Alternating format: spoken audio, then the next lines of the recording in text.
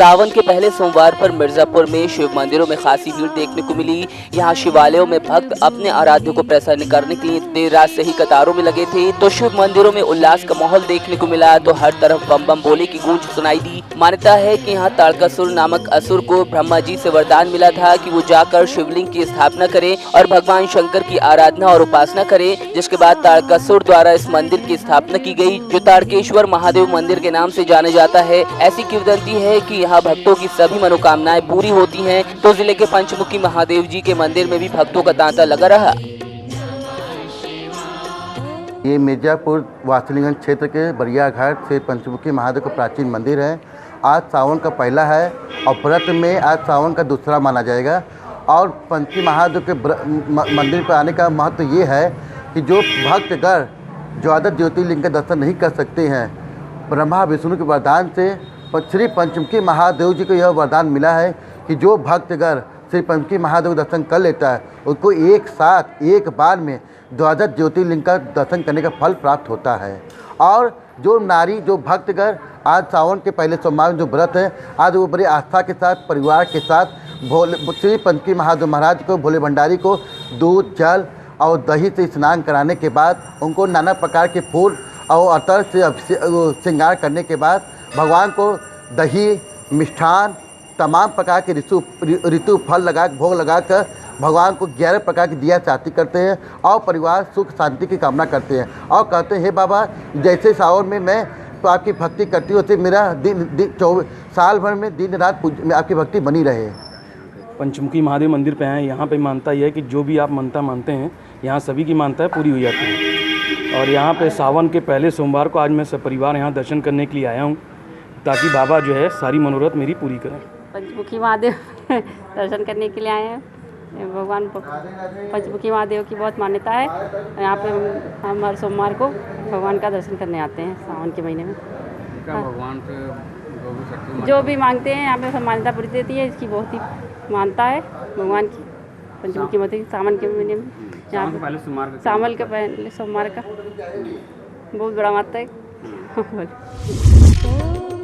भगवान कृष्ण की जन्मस्थली मथुरा में सावन माह में भक्तों का उत्साह देखते ही बना। यहाँ भगवान शिव रंगेश्वर महादेव के रूप में विराजते हैं। तो भगवान शिव का ये मंदिर करीब 6000 साल पुराना बताया जाता है। तो ये मंदिर हजारों लोगों की आस्था का केंद्र भी है। कहते हैं कि भगवान कृष्ण और भाई बलदाऊ ने जब मामा कंस का वध किया तो यहीं आकर विश्राम किया और बातों बातों में दोनों भाइयों में झगड़ा शुरू हो गया था कि कंस को किसने मारा है। बलदाऊ बोले कि उन्होंने अपने बल से उसे मारा और कृष्ण बोले कि उन्होंने अपने छल से उसको मारा है। तभी भगवान शिव यहाँ प्रकट हुए और जोर जोर से कहने लगे कि रंग है, ये तो सब रंग है। आप दोनों ने मिलकर कंस को मारकर एक नया रंग दिया है संसार को। बस तभी से भगवान शिव यहाँ रंगेश्वर महादेव के नाम से विराजमान हो गए। मान्यता है कि सावन के महीने में जो भक्त इस शिवलिंग पर दूध की धार के साथ बेलपत्र चढ़ाता है, भगवान शिव उसकी मनोकामनाएं जल्द ही पूरी करते हैं और सावन में यहाँ भक्तों की लंबी कतार लगी रहती है। बहुत खुशी हुई है। आज सोमवार का पहला दिन है सावन का। इतनी खुशी हो रही है, बहुत अच्छा लग रहा है। मंदिर आके पूजा करके मन की शांति मिल रही है, मन को सुकून मिल रहा है। आज रंगेश्वर मंदिर से क्या मांगा आपने? रंगेश्वर महादेव जी से क्या मांगा? ये मांगा है कि मैं सबसे कि सब शांति रहे, हमारे देश में शांति रहे, हमारे मथुरा शहर में शांति रहे, सब शांति मिली रहे सबको। अपने पति के लिए क्या मांगा आपने? यही मांगती है उनकी लंबी आयु हो, दीर्घायु हो उनके लिए और सुख शांति बनी रहे। ये आज सावन का पहला सोमवार है और सुबह हमने 4 बजे मंदिर खोला है और रात को पब्लिक 12-1 बजे तक चलेगी और खूब भीड़ भाड़ रहेगी मंदिर पे। आज पहला सोमवार है, भक्तगण लोग आते हैं, सबकी मनोकामनाएं पूर्ण होती हैं और ताजा से पब्लिक आती है। यहाँ भक्तगण बहुत आते हैं और रंगेश्वर मंदिर की क्या विशेषता है और क्या महत्व ये है जी, ये मंदिर 5000 वर्ष पुराना मंदिर है। भगवान कृष्ण बलदाऊ ने यहाँ मामा कंस को मारा था, तब से ये मंदिर है, जब से ही विराजमान है। यहाँ भगवान भोलेनाथ स्वयं पाताल खोल के प्रकट हुए थे, शिवलिंग प्रकट किस नाम से जाने जाते हैं? रंगेश्वर महादेव। श्रावण मास के पहले सोमवार पर कन्नौज के शिव मंदिरों में सुबह से ही भक्तों का तांता लगा रहा। तो यहाँ गौरी शंकर मंदिर में सावन का विशेष महत्व रहता है। यहाँ आसपास के इलाकों से भी लोग भगवान के दर्शन करने के लिए आते हैं। तो प्रशासन द्वारा सुरक्षा के व्यापक इंतजाम किए गए हैं। ताजनगरी आगरा में भी सावन के पहले सोमवार को राजेश्वर महादेव मंदिर में भक्तों की भीड़ देखने को मिली। इस मंदिर की लीला न्यारी है। मान्यता है कि यहाँ स्थित शिवलिंग करीब 850 साल पुराना है, जो दिन में 3 बार रंग बदलता है। मंदिर की प्राचीनता और मान्यता के कारण यहाँ हजारों लोग सावन के सोमवार को आकर आराधना करते हैं। मंदिर के इतिहास के बारे में मान्यता है कि राजाखेड़ा के एक साहूकार इस शिवलिंग को एमपी की नर्मदा नदी से लाए थे। इस शिवलिंग की स्थापना राजाखेड़ा में होनी थी। रात में विश्राम के दौरान वो राजपुरी चुंगी क्षेत्र में रुके।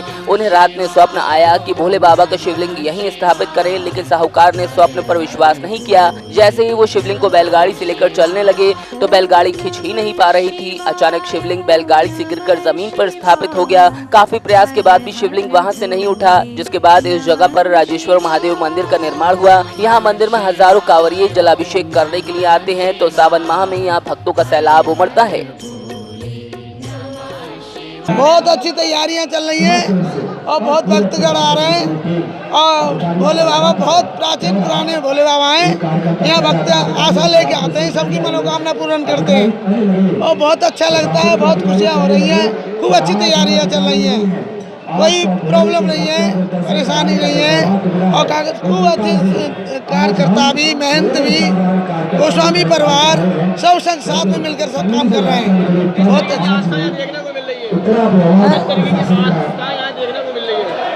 खूब अच्छी मिल रही है, खूब अच्छी प्रकट में आ रही है।